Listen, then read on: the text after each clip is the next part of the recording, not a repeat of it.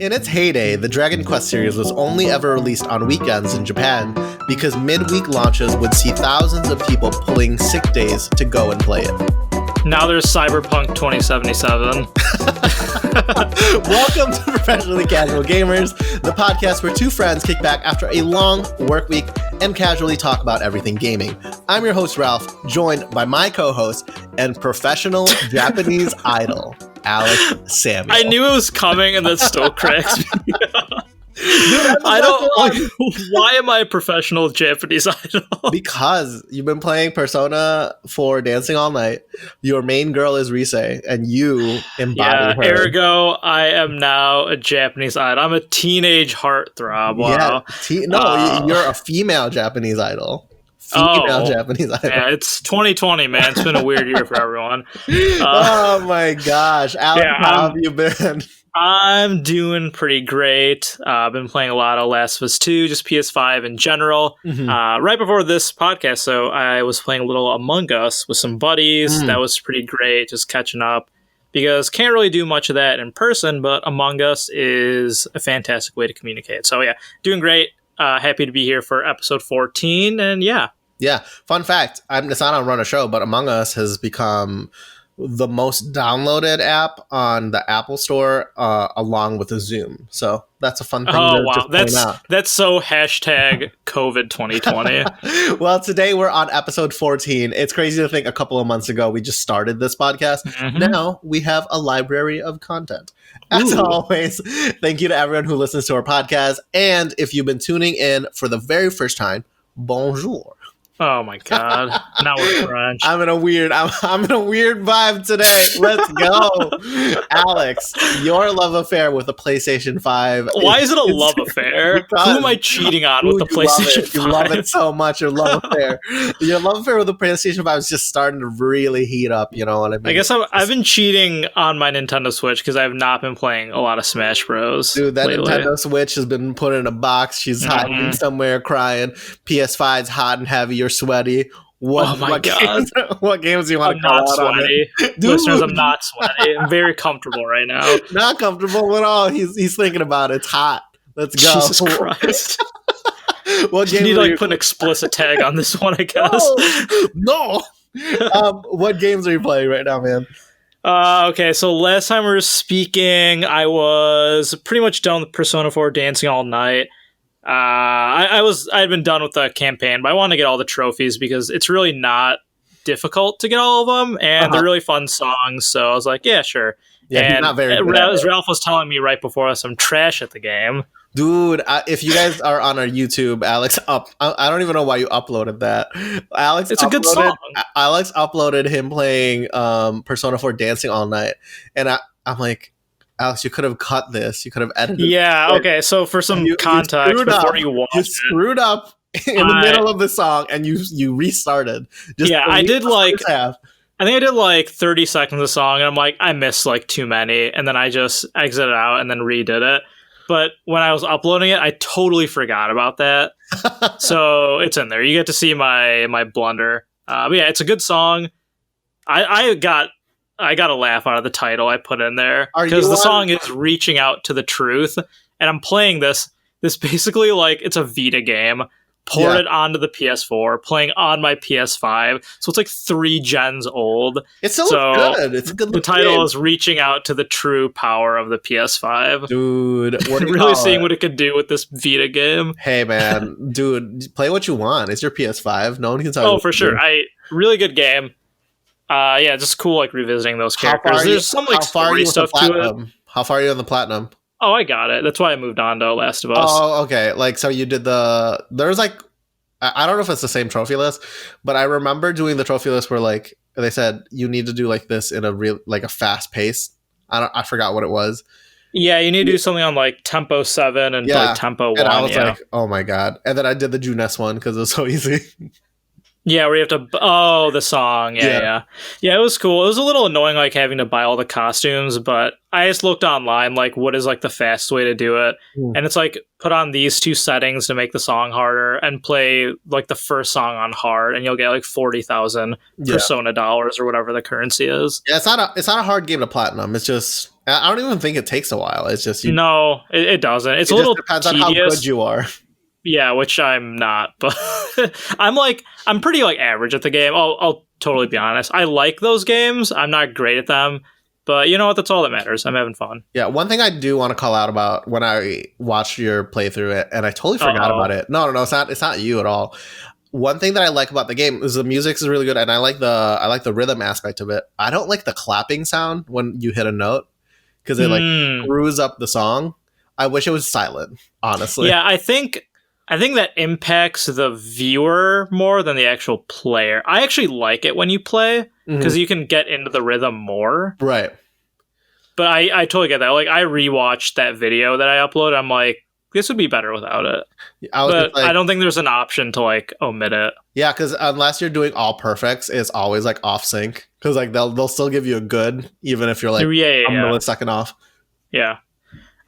So yeah, that was cool. That was kind of like my palette refresher, because it's pretty light, and then I'm going into then I was going to do Last of Us 2 for a Game of the Year cast. So I've been playing that for a little bit. I'm like roughly halfway through it. So in the game, there's 2, I guess we'll call them protagonists. Ellie. Are you doing like this is kind of spoilery? Do you wanna bring this up now? Yeah, I mean, so I'll do like let's do a spoiler because alert. Because we're doing Game of the Year cast, which will be heavy spoilers. I'll keep this one pretty spoiler free. Yeah, so spoiler alert to anyone. It'll be like, I don't know, let's say 10 minutes of you talking about this. So, Alex, you're about to say that what's going on with Last of Us? Yeah, so there's two protagonists, and you get a sense of this like pretty early that you're going to play as Ellie a lot, and there's also this character named Abby. And like you play as her like a couple times in like the first bench presses like 300 pounds. Minutes. Yeah, she's super butch. Like she could beat me up. Man. She could beat me up with one hand probably. So I'm done with the Ellie section, and now you play as Abby. Are you done with Ellie? Actually, PlayStation released a trailer about that. Was such a spoilery trailer, dude. I didn't actually watch it. Yeah, I watched it. I was like, there's a lot of spoilers in this trailer. Yeah, so that's why I'm saying, like, people know that you play as Abby. I think it's a safe thing. But even if you don't, you do. So now I'm going through her side of things. And I mean, I want to save a lot of what I have to say about this game for the Game of the Year cast. But I will say the actual gameplay is amazing. Okay. Like, what the original game did well, this has escalated it, which is fantastic to see. Are you enjoying the story? Oh yeah. So like the story and the characters are awesome. I really love them. Do you?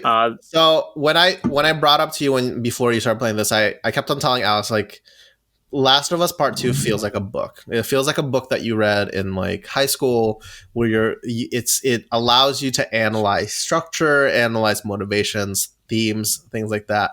Do you like what they're doing story-wise, like having 2 protagonists and kind of it's a little different than what you would normally see in other video games? Could you give me your thoughts about the story? I mean, yes and no. I always think that's cool when there's like 2 sides of the story and they really try to flesh them out, and it works especially well in the Last of Us universe because I mean, if you have played the first one, the hero is Joel, but clearly Joel does not have, a clean slate. Right. Like, he's not all perfect. He's done his fair share of crimes and his fair share of sins.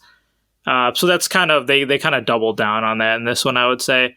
But before, the conclusion of the story, they actually push you into Abby's side. So I don't know the conclusion. Yeah.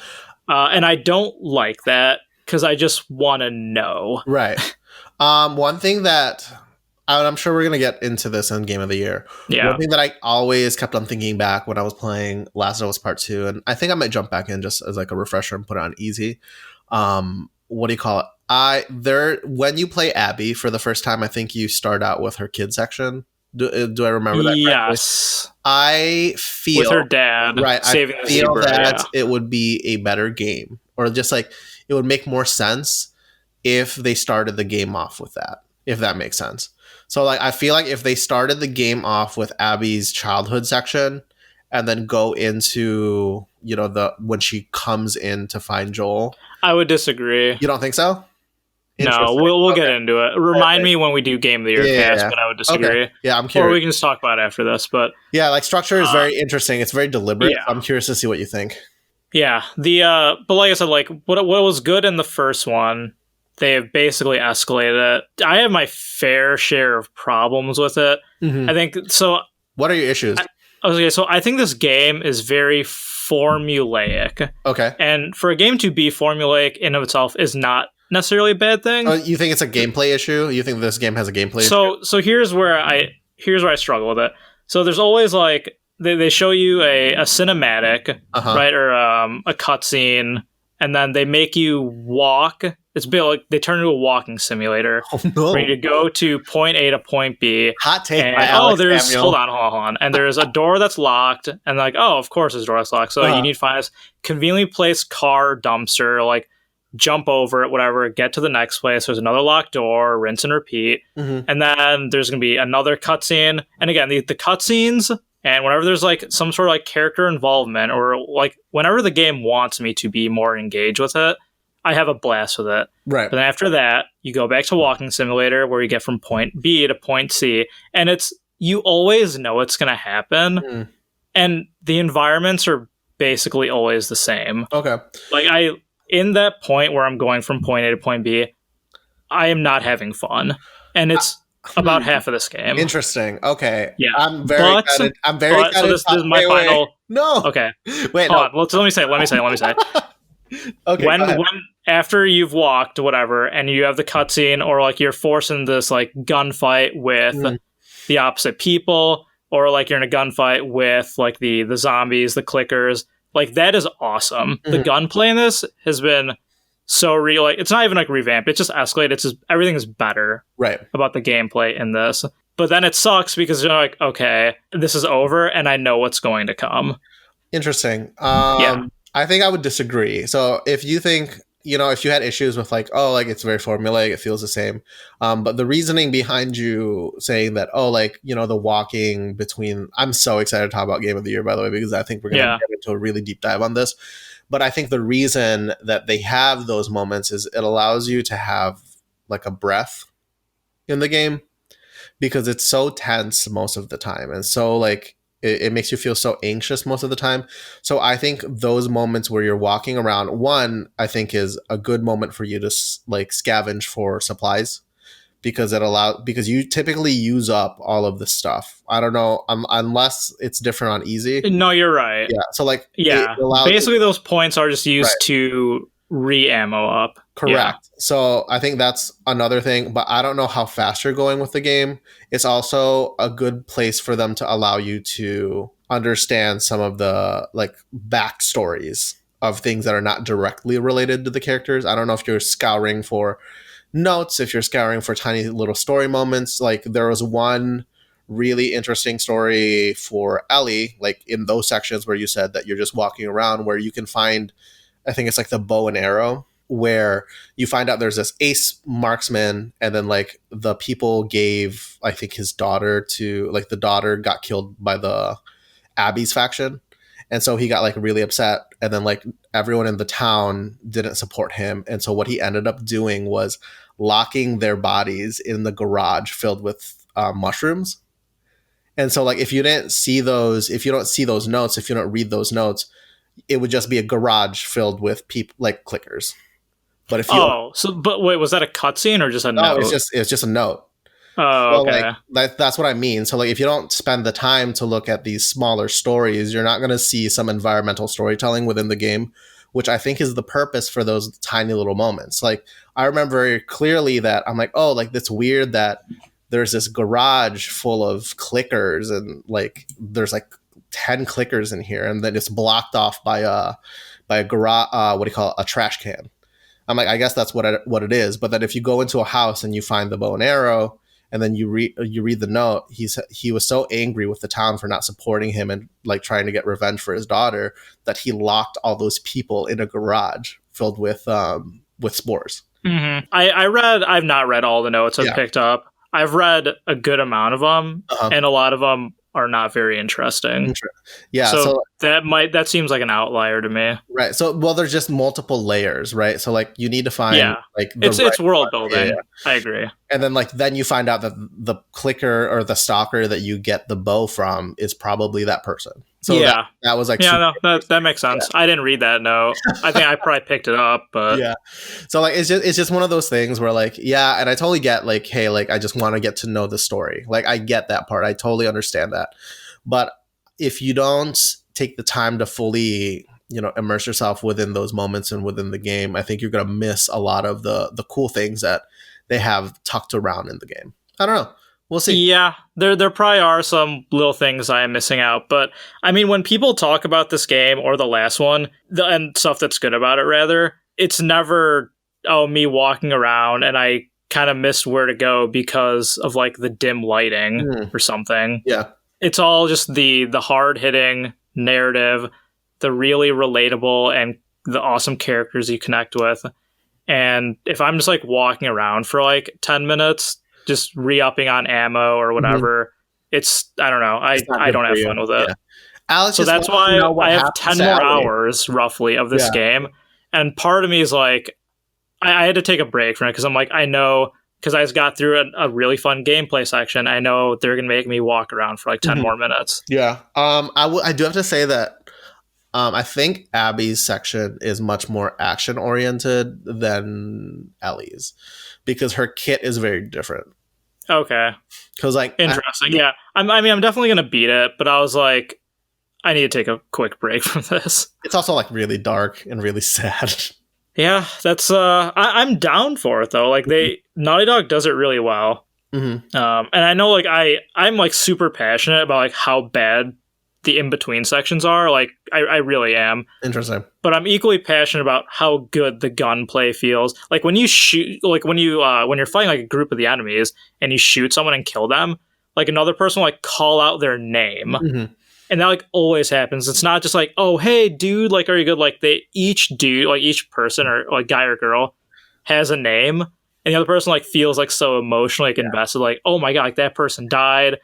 Or like when you shoot them, like there's just like there's screams and agony. Like I feel like there's two aspects, at least in my opinion, that makes good gunplay. It's how you feel, the person shooting the gun, right, and then also how it feels to the person receiving. Okay, and they knock it out of the park. I haven't really felt much of the haptic triggers for the PS5. I've noticed like very slight things, like bow and arrow. Bow and arrow, shotgun. But also maybe I'm making that up. I don't even know. It's all in your head. Like phantom triggers. I don't know. One thing that I did want to call out about that thing, I always felt bad killing the dogs. I don't know why. Oh my god, I feel so bad. So what I would do, listeners, so one thing about the game is that they added dogs to the game, and then what these dogs do is they make your life really difficult because they can follow your scent trail. And so what I would end up doing is I would put a mine down, and so the dogs would follow me. And then the mine would kill them. That's smart. Yeah, so like because it's so difficult to deal with the dogs because they alert everyone and they're really hard to like shoot. So like I that's the way I would do it with Ellie. I was just like put a mine down, make the dog notice my scent, and just like let him walk over the thing. And then like you always hear the yelp, and then you always hear the owners say the dog's name, and it's really sad. Yeah, no, it totally is. Like I remember the most recent like dog kill. It was like I had an axe as a melee weapon, and I just freaking went in there with that dog. I'm like, wow, yeah, and that dog's like super annoying, but like I do not feel good about that. But then, again, that's the thing. Like the gameplay in this game it's so good on just so many fronts. But yeah, so I'll beat it definitely by next week, which is our Game of the Year cast and our fun little mini-sode. But as of right now, this is like a 7 out of 10 for me. Interesting. Okay. Yeah. I'm curious. May it'll go up, may it'll go down. I don't know. But that's kind of where I'm at right now. Interesting. Okay. All right. Yeah. Cool. What about you? What are you up to this week? Yeah, so want to try this new thing. I've been playing a lot of games, so I'm gonna let Alex decide what I want to talk about. So pick your own adventure. Kind of. I do want to do a call out for Pokemon Go before we go into here. I've been playing a lot of Pokemon Go recently. But COVID. No, yeah, but it's a lot of it's remote. But in December they had a huge update on Pokemon Go. There's so much stuff. So if you haven't tried it out yet, and I know it was like super stupid when it first came out, now there's so much stuff to do in Pokemon Go, like raids, PvP battles. They just launched a new region, so new Pokemon are in. And then what like game are they on? Kalos. Like, it's the one with Greninja and like Chespin. Oh, it's also a good map in Smash Bros. Yeah, so Unova is really cool. Oh, it is. It's Kalos. No, not Unova. Yeah, it's Kalos. So it's really cool. I do want to call that out. If you guys haven't tried it out, or if you guys lost touch with it, please add me as a friend. I really need to get some experience. So I was going to say I really need friends. I do need friends in Pokemon Go. But yeah, check it out. So the two things that I wanted to touch base today is I can either talk about Call of Duty Black Ops Cold War or Immortals Phoenix Rising. That's tough. What are we talking about, Alex? Okay, so I would like to hear what you have to say about Call of Duty Black Ops Cold War, because I'm kind of considering getting it because Brendan, our friend who was on the hunt for PS5, he told me yesterday him and his wife were able to secure one. Congratulations! Yeah, awesome. Seriously, it's a huge feat. How do you get it? Like I think Cyber Monday or like just online. Obviously, I don't know what site. I think it looked like Walmart. Could be wrong. So yeah, very very good, very good.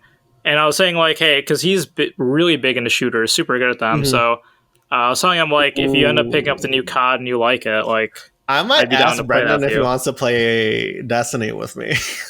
Oh yeah, that's right. And then we can get you to play Destiny. And then since he played on Xbox, would he be able to transfer everything? I think you can. I think you can transfer progression. I'm pretty sure. Cool. I'll double check. But the purchases don't happen. So for instance, if Brendan picked up like Forsaken, which is like an expansion for Destiny, which doesn't even matter because they deleted so much content in that game now, he wouldn't be able to play any of that content on the PS5. Gotcha. But yeah, but here's the thing though, there's so much for him to play being an Xbox person that he's not even gonna have time. I don't even know if he's gonna have time to play Call of Duty, because one, he's gonna check out Astro's Playroom, then he's gonna want to check out God of War, Last of Us, Days Gone, all of those games that he's never Bloodborne. Yeah, so many free games. I'm trying. Oh, he should play Bloodborne. That's right. I've been trying to talk him into Persona 5 Royal. The play time I think is a lot daunting. Yeah. I got it though. I bought it for $20. I have 4 games on deck to play after Last of Us 2. But okay, before we waste any more time, let's have you talk about the new Call of Duty. Yeah, it's $50 at GameStop. Or right sorry, now? $60. It's $60 for the PS5 version. It's on sale for $10. I bought it for $70. Dang.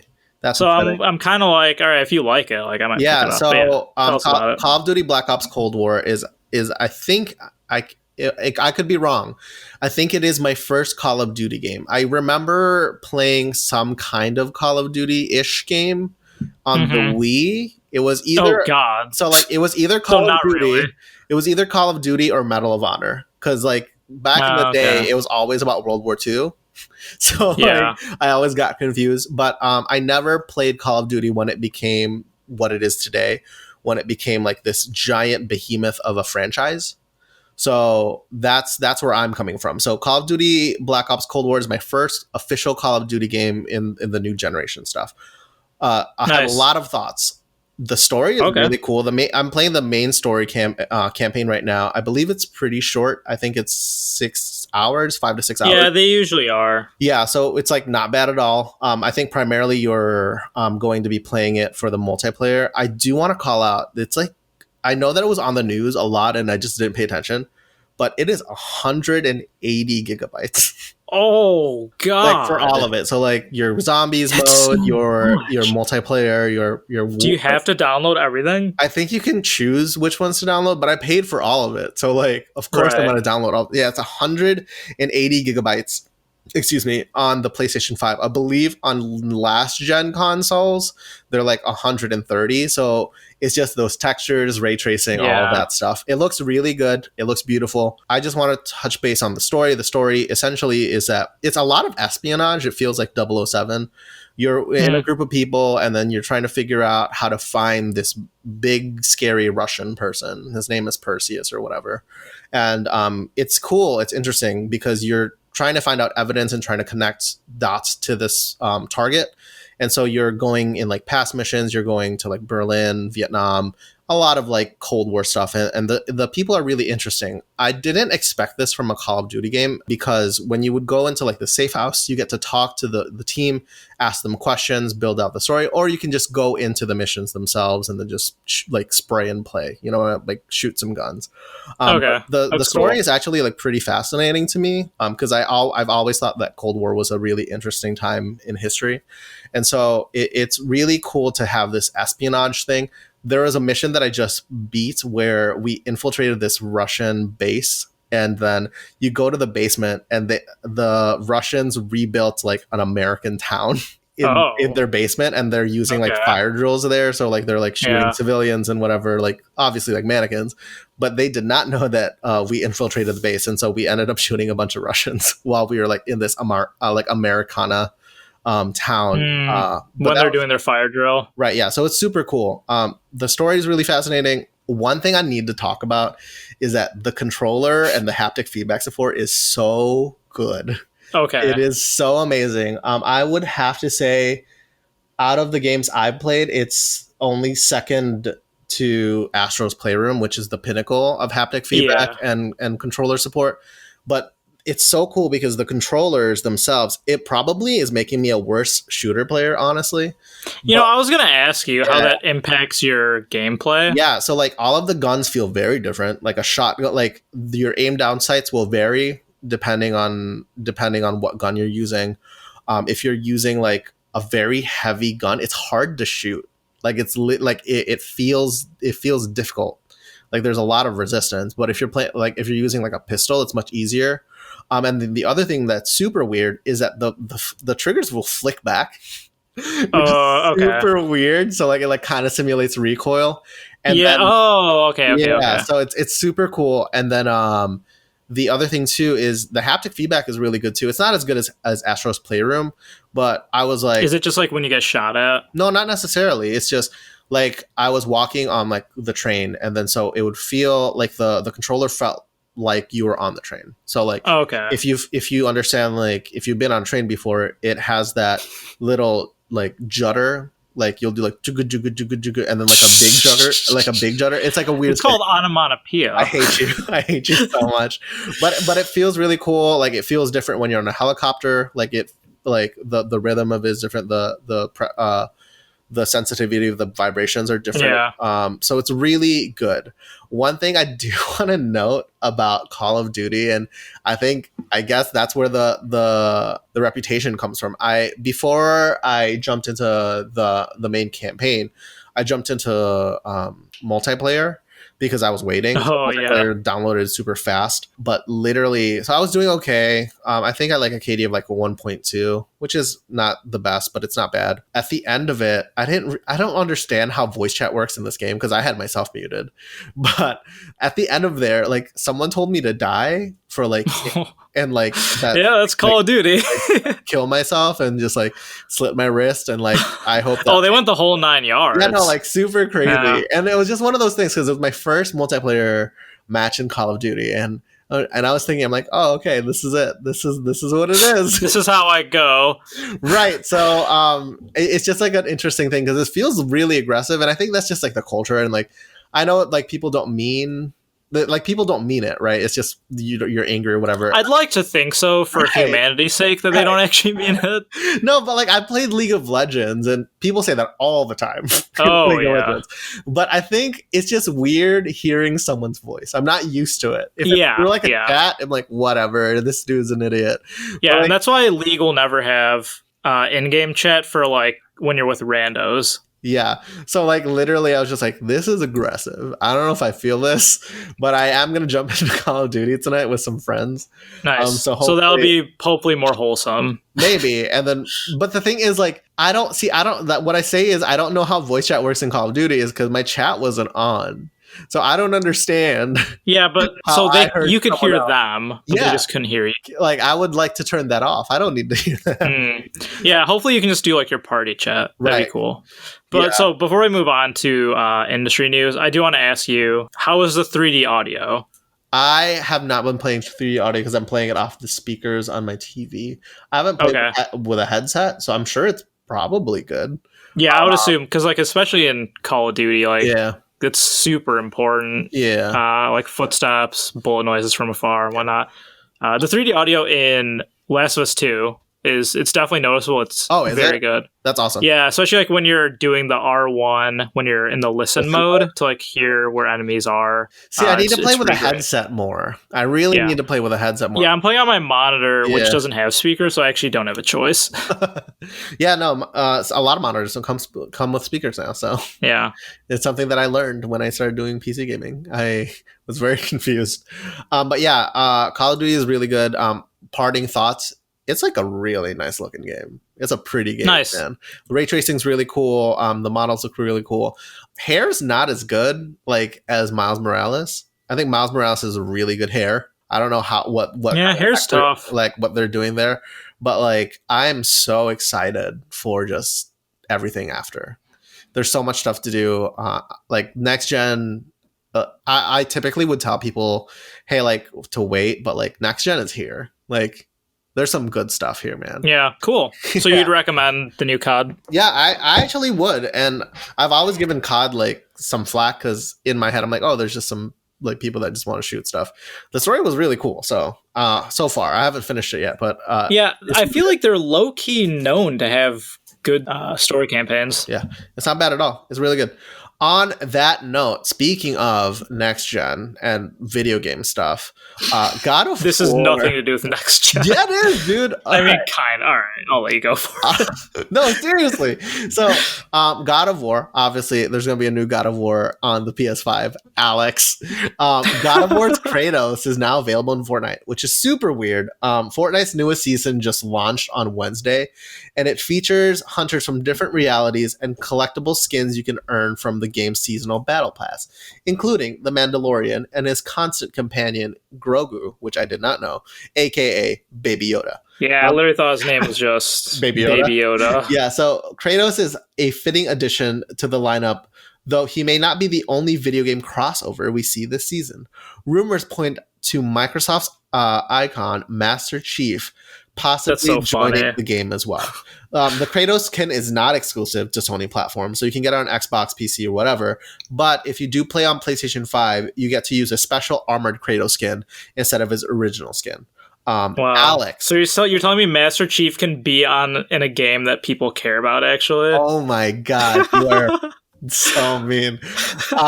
Alex, is Fortnite the biggest crossover in games? More than Super Smash Brothers. Yeah, that's what I was thinking about. I was like, what are the other options then? If Fortnite isn't the biggest, then what else might be? And I think in terms of just video game crossovers, Smash Ultimate might have it beat. We don't see here. But in terms of just crossover in general, Fortnite is just massive. Right. What do you call it? The Marvel season that they just ended with was huge. Yeah, Marvel and streamers have had influences in this. Like Drake had a concert or something. Yeah, so I think this is just the start. If they can get Kratos and Master Chief in, you don't even know where this ends. Like Mario with a gun. No, they would add I don't know, 2B from Nier Automata. They could add I think there's a lot of things that they could add to this game that would totally be in. Like I completely see a bunch of stuff being added to Fortnite now that, you know, Big Daddy Kratos is over here and Master Chief is over there. No, you're totally right though. I was a little surprised to see Kratos just because like it doesn't fit his character. Yeah, but I mean, people are gonna buy it. Like if I wasn't a Fortnite, I'd be like, oh heck yeah, like I love Kratos.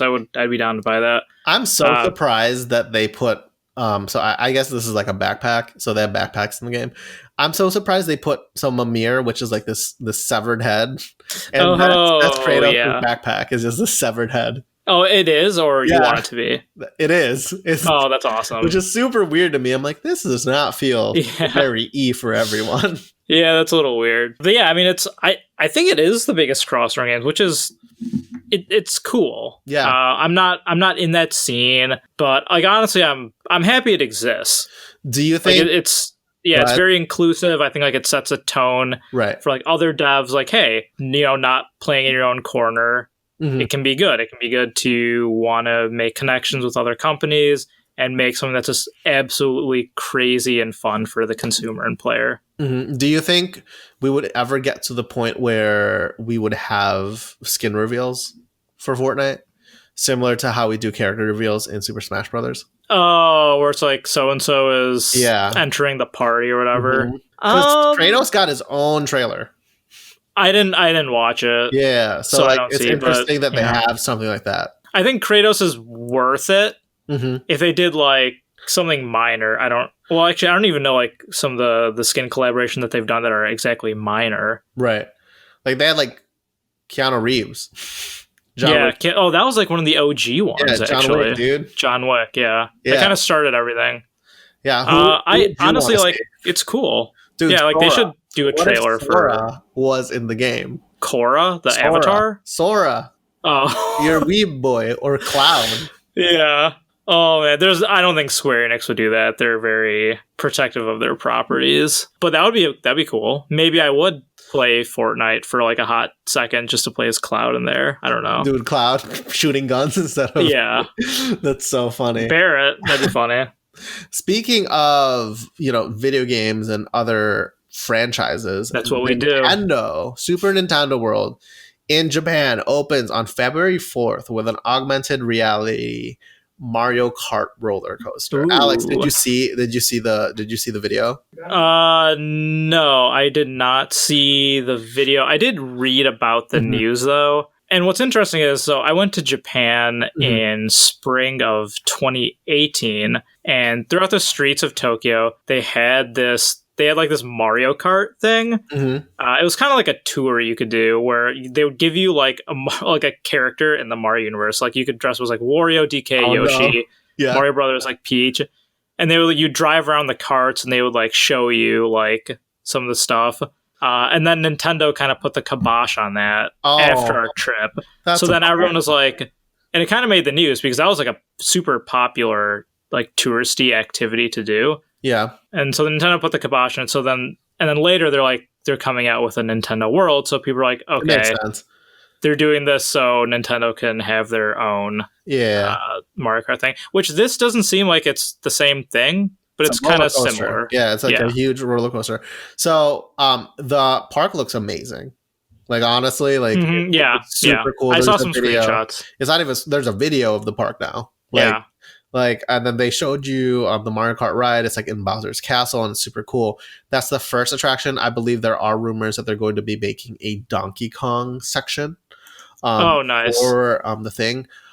One question that I have, do you think February 4th is a little early or do you think that's fine with all what's going on right now? With global. It is in Japan though, so like I don't know if that changes. Yeah, I mean, I don't know how Japan is doing exactly. I know like basically if you're not in the US, like you're okay. Which is really crappy to say, but I know like I would imagine Japan is doing pretty well given that like just illnesses in general, they wear masks. Like their mask culture is very considerate of others. I don't know, it feels a little early, but I don't know, I don't live over there, but they know what they're doing, I'm sure. So when are we going to Japan? We can do for your bachelor party. I don't know. Dude, we can do our podcast there. Oh, that would be so much fun. And then we could do like a little video tour of us. Come on, dude. That would be, dude, do it for the gram. Oh my Some God. good social posts. I think the way that they built the park, I looked at the video. I feel like any angle looks like an Instagram post. Oh yeah, that place looks so sick. I don't know like how much it costs. I don't know how long you have to wait in line to like. Well, I believe get it's integrated tickets, into like Universal Studios, so it's like one section of the park. But that place is going to be so crowded when that launches. Yeah. I'm just hoping that the one in Florida for the United States opens sometime soon. Yeah, for sure. Yeah, I think at some point in our lives, we should go to this park. Oh man, we have to. It'd be cool. We have to. Speaking of Japan getting things before the United States, Persona 5 Strikers lands in the West next February. The reveal is coming soon. So the Persona 5 Strikers, it's like a Dynasty Warrior style kind of spin-off. It's like a Musou game. Is launching in the West nearly a full year after the game's Japanese debut. According to a leaked trailer. So I don't know if you saw this. I did see the trailer. Uploaded a trailer and then it had the date and then they quickly pulled it off. But the internet being the internet that it is, they essentially just have it now. So we know, I believe that it's going to be the same, it's day and date as last year as Japan's, but it's just going to be the following year for us. So it's going to be in mid-February. Alex, from a scale of 10 to 10, how excited are you for this game? Well, given those options, I guess I'm a 10. So what I will note is that the main character, sorry, not the main character, the new character they added in Royal, Kazumi, is not. I don't think she's not in the trailer. She's not in the game. Okay, so I'm wondering what they're gonna do for that. I don't know. Because I mean, I have to imagine that Persona 5 Royal is like the canon version of the game. I would hope so. The issue, and this is a sequel. I feel like Royal came out after it did. Scramble, right? It did, yeah. But it came out in the West much earlier than Scramble, so it's very confusing. Yeah, hopefully they do something with that to make like the timeline continuity. They make it make sense because I'm going to play Royal, so I mean, I guess I'll play it in anticipation of this game. So I'll be expecting some stuff that was in Royal to be, like passed on to Persona 5 Strikers. I would not hold your breath on that because the Royal stuff is very different. You'll see. Also, on a separate note, it's Bandai Namco, right? They're making this. I don't know how Bandai Namco has been able. Wait, no, I don't think it's Bandai Namco. It's not. Never mind. I could be very wrong then. I thought it was. For like the Dynasty Warrior stuff? Yeah. Who makes that? I want to say Koei Tecmo? Yeah. Sorry. Yeah, I always get those confused. I don't know if Koei Tecmo has been able to pull off like canon stories for franchises they don't like have. Oh, yeah. Like they have the thing is like story for Zelda Breath of the Wild. Yeah. I have a canon story for Persona 5. So I don't know who in their team's like, hey, you should trust us with your franchise. Just believe us. Don't worry about it. I mean, yeah, so they're not the Dynasty Warriors series aren't very well received in the West. Right. But in Japan, I have to imagine they freaking love those games because there's so many. Right. So many. And so someone's buying them. Yeah. And keeping that company afloat. And it's probably just like everyone in Japan. Do you think like they have like a consultant that like, hey, like this is our Nintendo consultant, this is the story. And they just follow the story and they make the gameplay? Or do you think Koei Tecmo is actually... Oh, I would have to imagine someone like on the Persona team is helping with the creative process. They're like, do not screw up the franchise for us. Yeah, they would not just 100% leave this to Koei Tecmo, especially with series that are so beloved like Breath of the Wild and Persona 5. Yeah, for sure. Speaking about leaving, 2 key Bioware leads. Look at these transitions. Dude, oh my god! So good. You're making fun of my transitions at the beginning of the podcast. No, it was fine. I am on point with my transitions today. So 2 key Bioware leads leave the studio. Bioware's Casey Hudson, the general manager, and Mark Dara, Dragon Age Inquisition's executive producer, are retiring from the studio to make way for a wave of creators. Hudson's will be replaced by an interim director, Gary McKay, who is a senior director of development and operations. And Dara's role will be filled by Christian Daly, BioWare's Austin's studio director.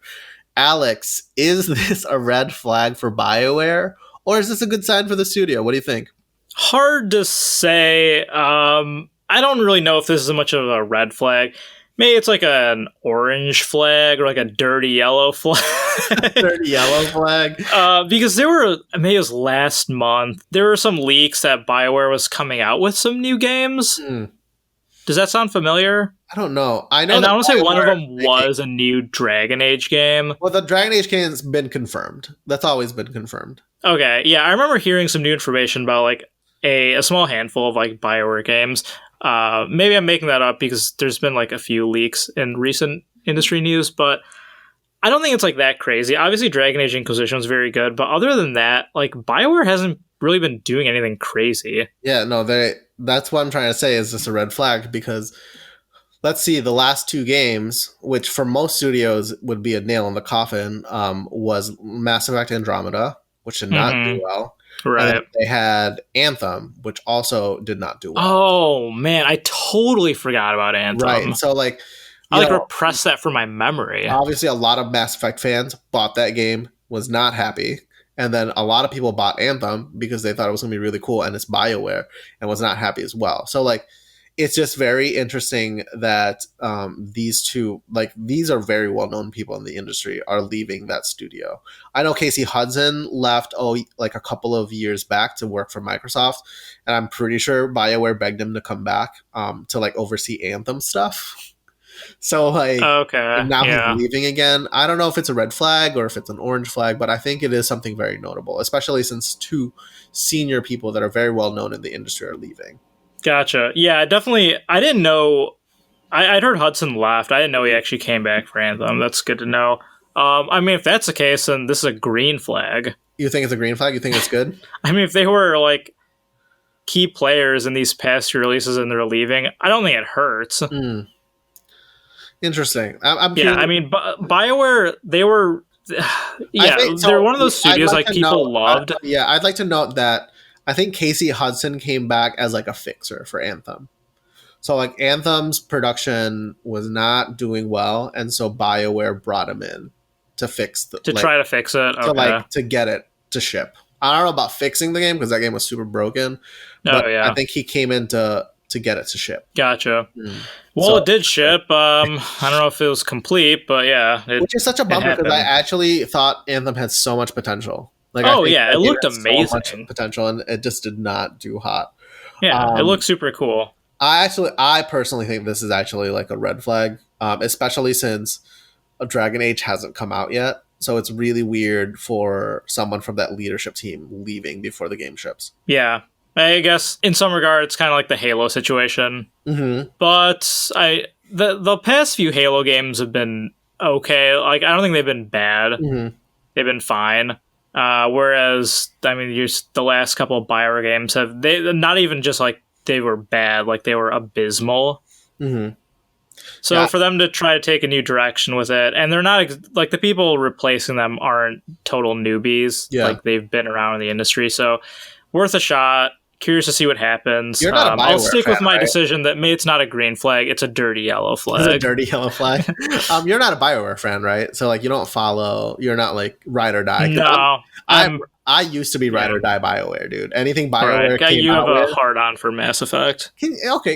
This is a Christian kids program. PG-13 PG channel, E for Everyone channel. How dare you? Remember what you were saying in the beginning? What are you talking about? Something about me being hard and sweaty for my PS5. I don't know.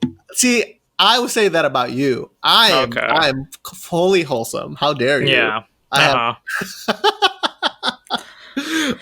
So anyways, BioWare, they're not doing too hot these days. They're like becoming one of those studios that like people have nostalgia for. Like Sega? Kind of like Sonic. Sega?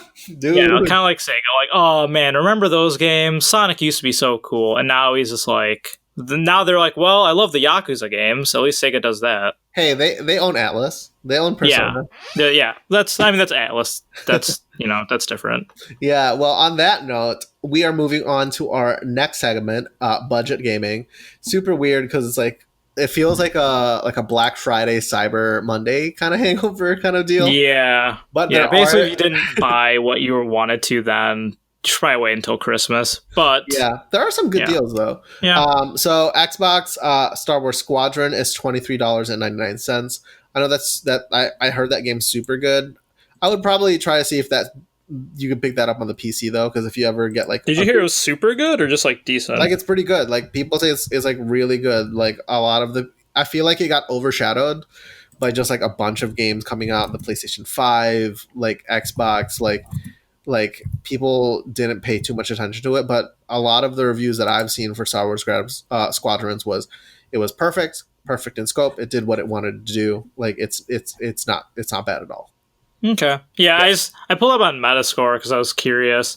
For the PS4, which it has VR support, obviously, 79 for reviewers, and then user score is 5.8. Ooh, that's low for users. Interesting. Well, I heard it was pretty good. 79 is a high score, though. So, like, 79 is okay. That's a high score, Alex. 79 is fine. You're thinking about an American. No, trust me, I'm not. I have a hard on for Metacritic, so 79 is all right. We're a wholesome channel, Alex. Stop talking about hard ons. All right, let's move on to the next deal.